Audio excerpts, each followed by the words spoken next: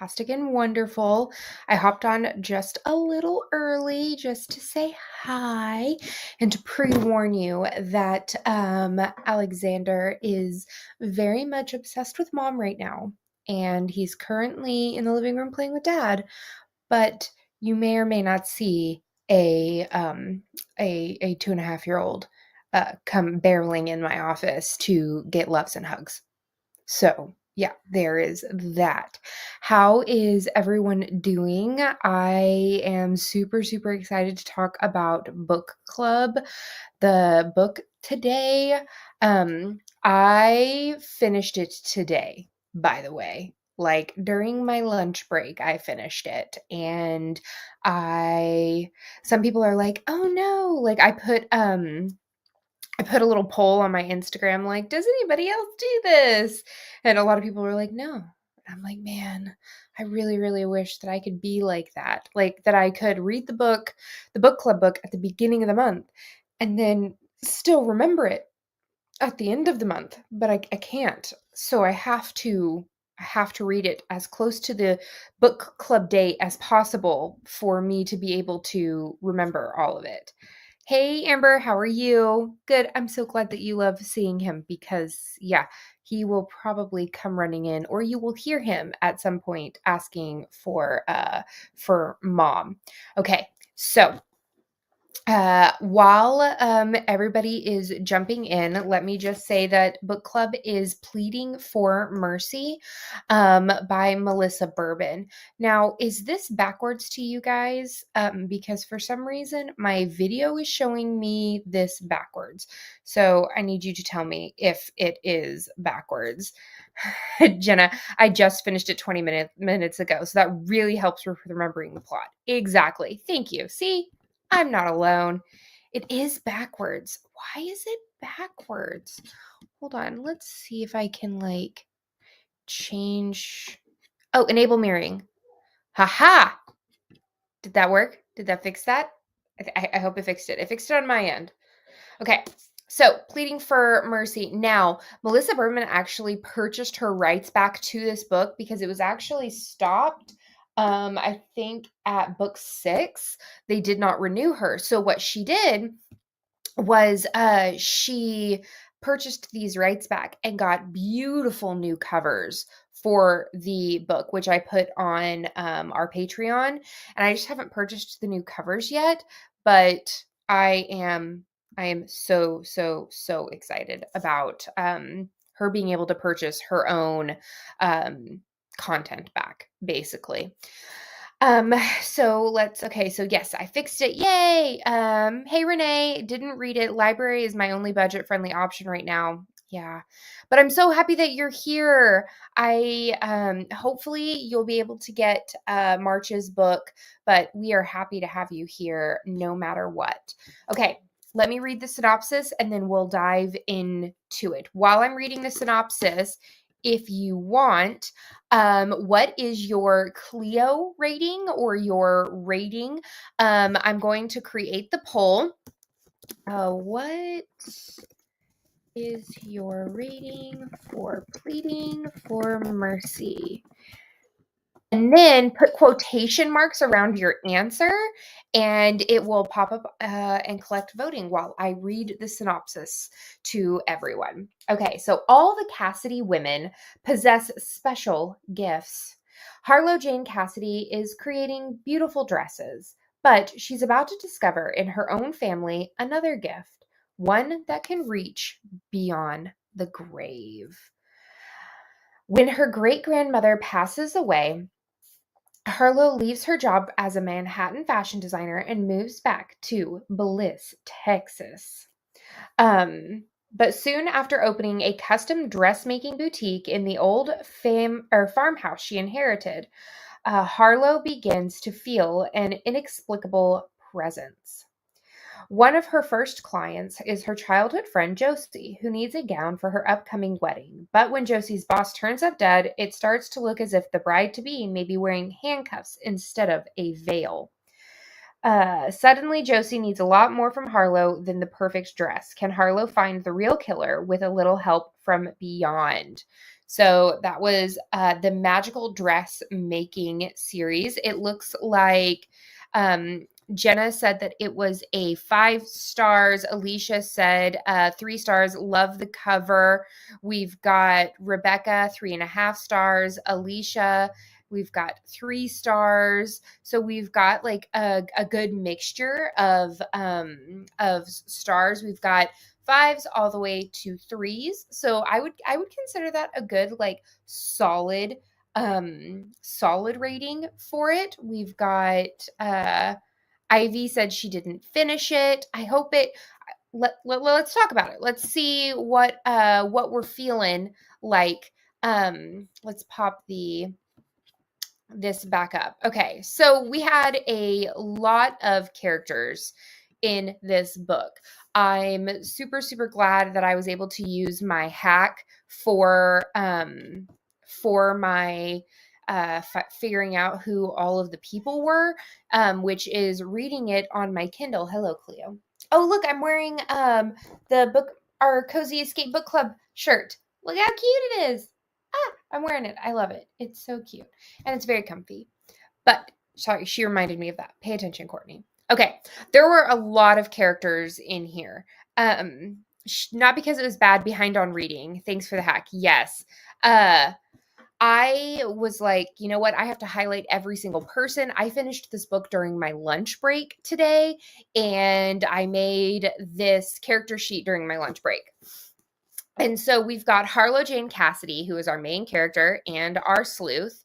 And we've got, I love the fact that it has like Butch Cassidy in there and like that she's related to him somehow. I liked that twist. What did you guys think about that twist altogether? Because I was a big fan of it. But I'm not going to read through all of the characters. You can, of course, pull it up on your phone on the Patreon app and like sort of scroll through.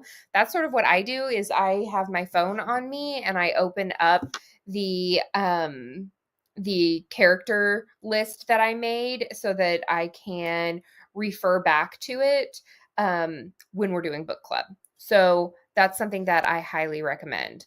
But we've got some discussion questions for this book. And I actually had a lot of fun with the discussion questions for tonight. So let me know if you like these more in-depth discussion questions or if you like the way that I did it before, because I really want to know. Okay, so our first question is, our sleuth Harlow Jane Cassidy struggles to find her place in her small southern town. How does she navigate the expectations of her family and the community around her? And do you think that she succeeds on finding her own path? Miriam, hello, I did not finish. Stopped at 40. So it was a DNF for you, Miriam? Why was it a DNF for you? While you're typing up that, I feel like I felt really, really bad for her for not knowing what her gift was. It was almost like Encanto, where like she didn't know what her gift was. Everyone else had a gift. But I loved the fact that this book was so like women power focused. I have some very, very powerful women in my family. I was lucky to have my great grandmother until I was 22, but I have 3 grandmothers. And so my heart was with Harlow, when she lost her great grandmother, who was that? Loretta May, who had the gift of like knowing wishes or like being able to wish things into reality. I thought that was pretty cool. What did you guys think about like that magic element of them each getting sort of their own magical ability? Because I really liked that fun aspect. There was some things that was like very, very like, I don't know, I thought that was a cool way to see that. And I really enjoyed it.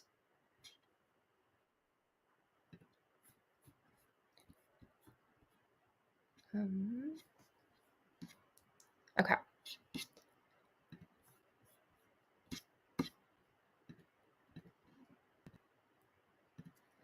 I thought she ended up satisfied. She found her place, which was at home. Yes, I love the fact that she came to the conclusion that she really did love being at home and being with family.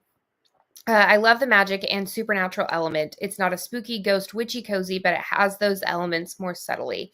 I agree. I think the paranormal aspect of it isn't for me. And that's okay. That is totally okay. Sometimes that's the best thing about book club, right? I say that every time.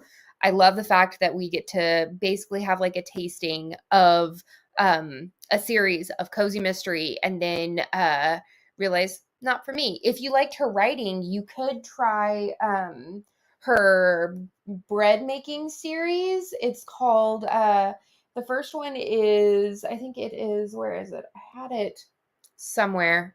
I just picked it up. But it's her bread making series and she writes it under Winnie Archer. And that one is really good. I love it. So happy to see you. And so I love that aspect. How did you guys feel about the setting of Bliss, Texas?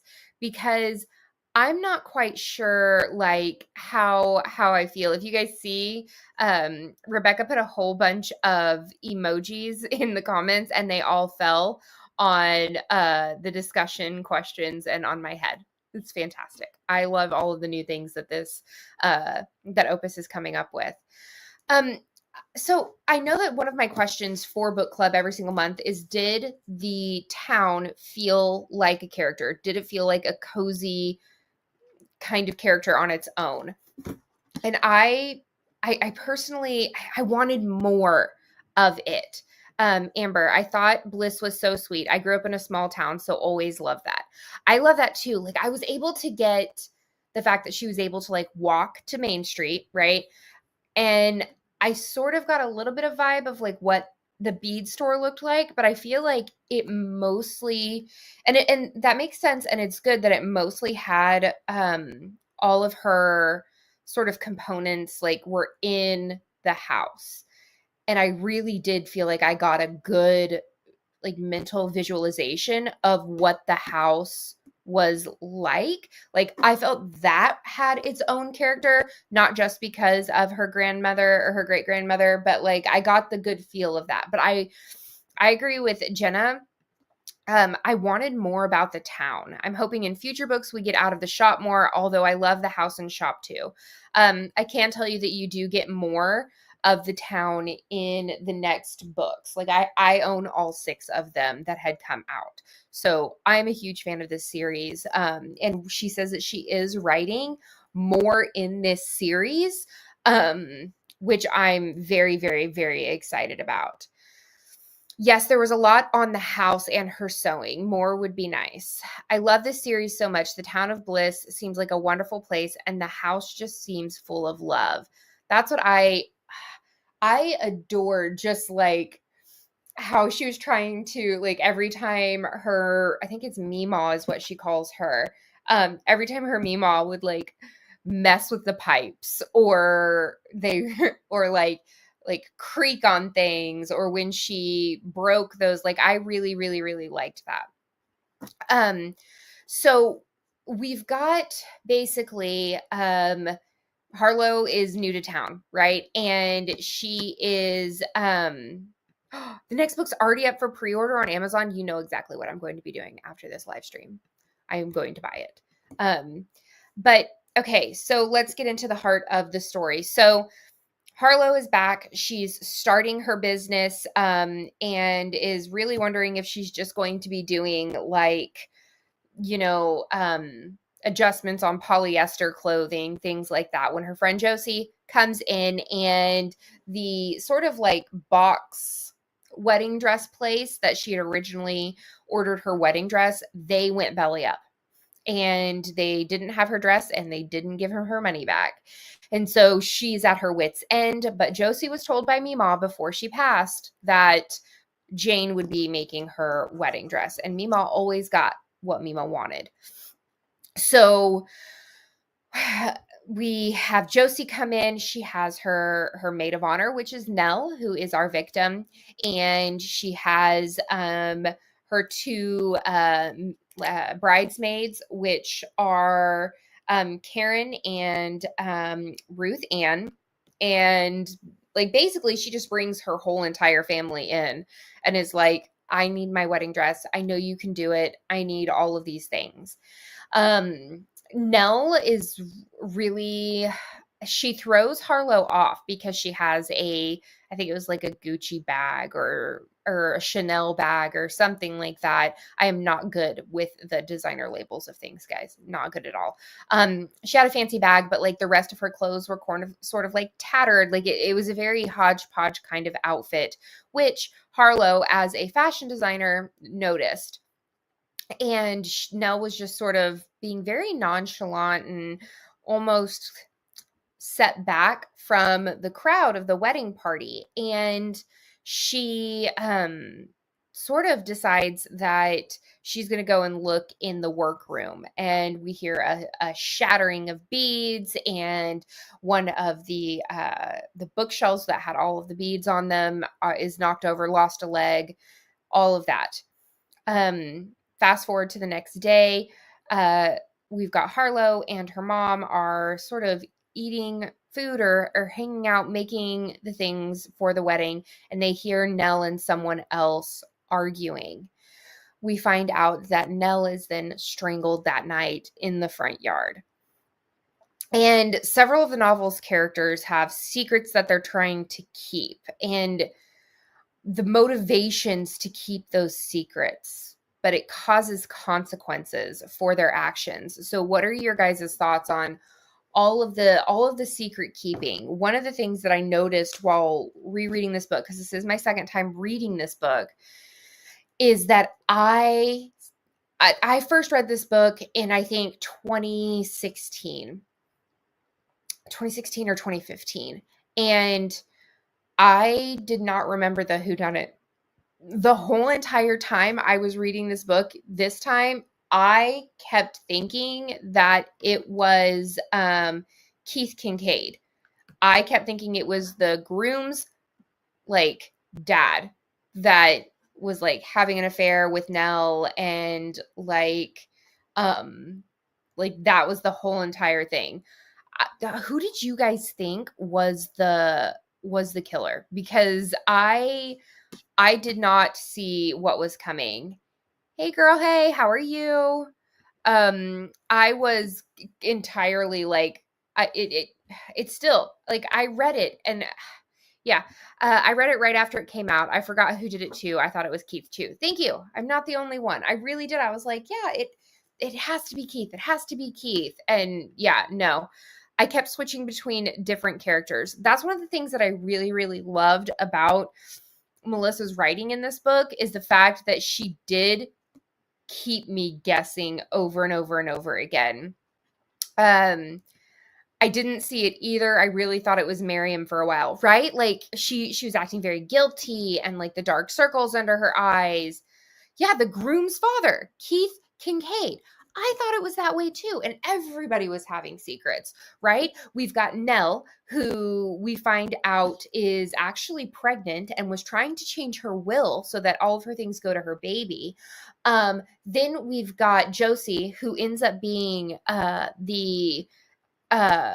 of the people that gets something from the will. She gets half ownership of the bead shop. So then she is a suspect. Then Nate is a suspect because he used to date Nell. And then Harlow started thinking, well, maybe he got her pregnant and now he's trying to get rid of it because, he's marrying Josie. And then we go into Miriam, and like maybe her and them don't get along.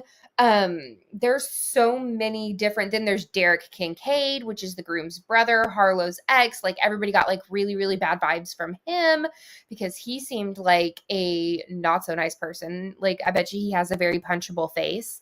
And so like there were so many different aspects throughout this story, and I it was sometimes hard to keep up with like all of the secrets. So then like Nate has an alibi but doesn't want to tell Harlow his alibi, but his alibi ends up being that he's a whistleblower on his dad and his brother because they're smuggling diamonds into the country through their oil business.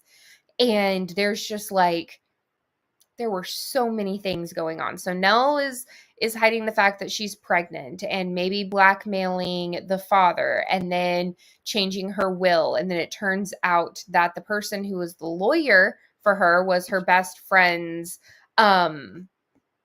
husband, but who is extremely loyal to the Kincaids. And so then it's like, isn't that a like that shouldn't be happening?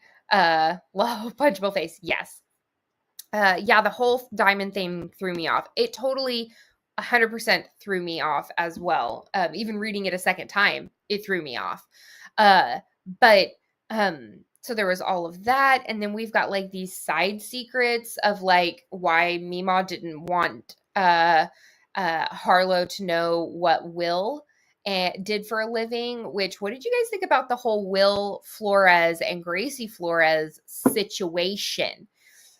Did you think it was just like quirky, funny, like haha grandma kind of thing where it's like grandma knows best and like sort of in a way that, you know, she's still going to do what her grandma says and give Gracie lessons? Like, did you think that that was a good thing or a bad thing? Like, part of me is like, don't tell me how to live my life. But then the other part of me is like, oh, that's sweet. But then I'm like, don't set me up with people. I don't know. I was all over the place when it came to Will Flores, but I loved Gracie and Gracie's relationship with Harlow.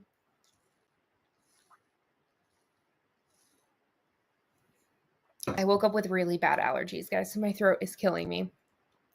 But I really, really, really like, I don't know, those relationships were very, very like fun and different for me. Once she started the lessons, I loved their relationship. Yes, and I will let you know that I loved watching that relationship grow with her and Gracie. I didn't like how it came about, right? Like it was sort of like, hey, hey. I love the relationship with Gracie has with Harlow. I agree. Me too. I thought it was cute. Dead great grandpa set up his grandma is set up as better than a lot of meet cutes in other books. I agree, especially like she was. I want to know why Mima did not want her to know that he was an architect. Like it was like she was like, no, don't tell her any of the things, none of the things. I really, really liked that. One of the questions that I came up with, which I really, really liked, and I didn't like, it took me a while to like think about it, but the art of pleating plays an essential role in the story, both as a hobby for Harlow and as a clue in the murder investigation. How does Melissa use this theme to tie the story together? And what do you think it adds to the overall experience of the novel? I love when, like, one of my favorite things in the world is when the title drops in a book, right? Like, they just finally you understand what the title means. I love that. But when you're able to take the title of a book or a theme of a book and like weave it through the whole entire like world of the book and the storylines, I really, really, really like that. I love that. Um I I don't know, I just want I've loved the fact that you can have like sort of this weaving of the worlds and it also be her hobby. I don't know. I thought it was cool. Maybe I was very in like an existential kind of like thought process. Melissa Bourbon is a master at weaving title and themes and just bringing it all together. I agree. There's nothing that Melissa has written that I haven't fallen in love with. I absolutely love all of her books. They are amazing. I loved it too. Good. I'm glad. So, what were your thoughts on how Harlow was able to sort of take her career as like a seamstress designer in her fashion sense and be able to see it on people. Like one of the things that I thought was like, oh my gosh, and I really, really, really loved the way that it was portrayed in the book is when she could no longer, or she couldn't see Nell's design in her head. And then when she started to see Miriam and her daughter's designs starting to fade, that shook me. Like, holy crap. And I loved how Harlow kept thinking about it throughout the whole entire um book, is like, if I can't see someone's design, does that mean that they're not going to be here much longer? Like, holy crap. What kind of gift is that? Like, that is a gift that can give, which you saw with how it lit up Josie, and it gave, I think it was Karen. Yes, it gave Karen a more confidence, and how it calmed Miriam down. Like, but to have that kind of charm, like, I really like how she came into her charm and ability to see what will give others what they needed, which we need to talk about this. So one of the very first times that we see her charm work is when I think it is Ruth Ann comes in and gets her fitting for her dress, and she becomes more confident, she becomes more boastful, she becomes more just of herself, and it's a beautiful moment. And then we find out that she is the killer. Like, I kind of felt a little betrayed by Harlow's gifts, right? But then I was also like, oh, could Harlow's gift be something that is bad? Like, not necessarily bad, because it in and of itself is not bad, but could it give power to murderers, or to like make them feel more confident, get away with something, get something that they shouldn't have, because it is like the charm of it. We've got, so basically Josie asks Harlow to figure out the whodunit, because she knows that her dad or her husband is not the killer. Like, Amber, I hadn't thought of that, right? It just had me thinking. The wedding goes on, like, we find out that Nate really isn't the killer, and so like they can go on and get married and everything, and Harlow is racking her brain on who it could have been. And she had found a $40,000 ring that was originally Josie's original engagement ring, but it was too gaudy for her. So she said that she didn't want it. She wanted something more simple. And Nell ended up getting it from Derek, which is Nate's brother, who he got Nell pregnant, and he was trying to buy her off. And then apparently he was also seeing Ruth Ann, and him and Ruth Ann created the plot to kill Nell so that they didn't have to deal with it anymore. But only Ruth Ann was the one who committed the crime. And it's just, oh my God, my mind was just blown the whole entire time. It was just, I couldn't believe, I did not see it coming. How did I not see it coming? I read it already, but that was like almost 10 years ago. But like, I still read it. Jenna, I think that actually fits well with her being a descendant of Butch Cassidy, who is a criminal.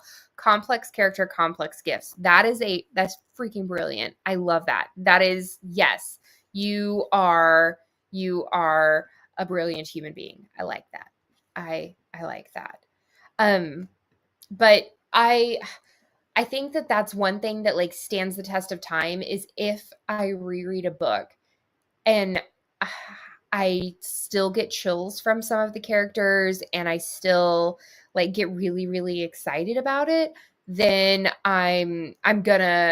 it's still got 5 stars for me. There have been rereads where I've gone, and I've actually lowered it a star.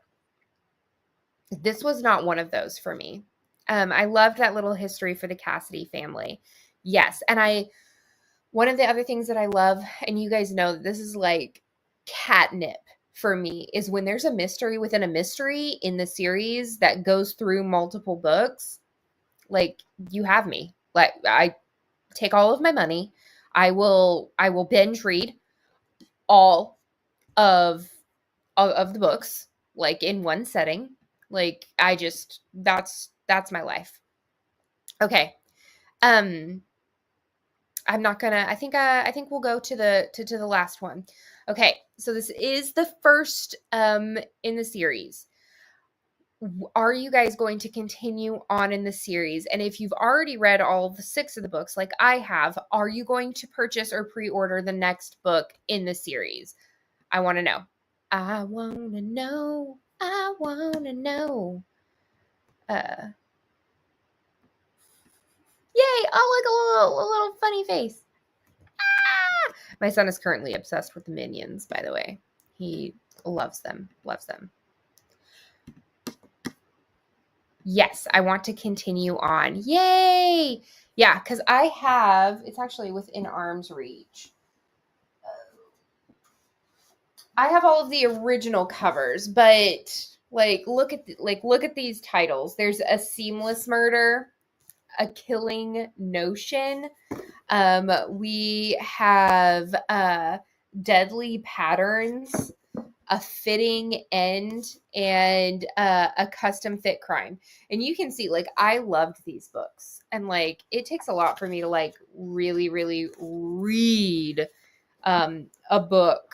It, like, I'm normally very, very prissy with my books. Okay, so this is where I'm stuck. This was premeditated. Why did they take the trim from Derek's house? Was it to frame Harlow? That is a good question. I would also like to know that. That didn't make any sense. That is a good question. That is a good question. I would like to continue. It's different. I will reread the entire series preparing for the newest book. Yep. On the fence on continuing. The covers are great. Yes, already looking into the other books. Good. I'm glad for those that are going to continue. Yay. For those that aren't, hey, I'm glad that you tried out something new. That's always a fantastic thing to do. I'm always down for it. So we do have a winner for the book club pick for March. Is there a big gap between the last book in the series and the one that's about to come out? I don't know. I didn't realize that it was ready to pre-order, but maybe April will know. Did we find out who Nell's baby daddy is? Did I miss it? Oh, it was Derek. Derek was the one that got her pregnant. Good question. Yes, he got her pregnant. So March is March Mystery Madness, as well as Middle Grade March, which I love the idea of then pairing a book together and reading a middle grade mystery. And then you've got 2 birds, 1 stone. So we had 3 books to choose from, but you guys voted 4 and 1 Nooks and Crannies.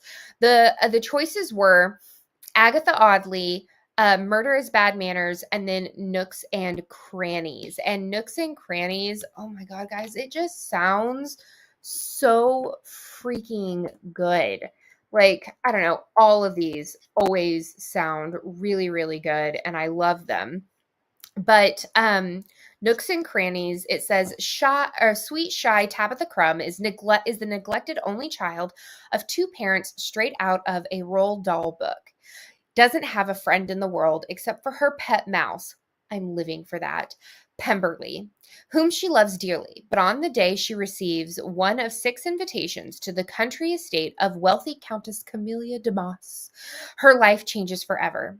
Upon the children's arrival at the sprawling, possibly haunted mansion, the Countess reveals that each of the 6 children is adopted and that one of them is her long-lost grandchild and heir to a large fortune. Not only that, but the Countess plans to keep and raise her grandchild, regardless of what the adoptive parents have to say about it. Then the children begin disappearing one by one. So Tabitha takes a cue from her favorite detective novels and, with Pemberley by her side, of course, attempts to solve the case and rescue the other children, who just might be her first real friends. It looks freaking precious, guys. I think it's been about 5 or 6 years since the last book. All right, guys. I am super excited to read this book. I am hearing Alex, he needs some mama time, but I will see you guys on the last Wednesday of March to talk about this one.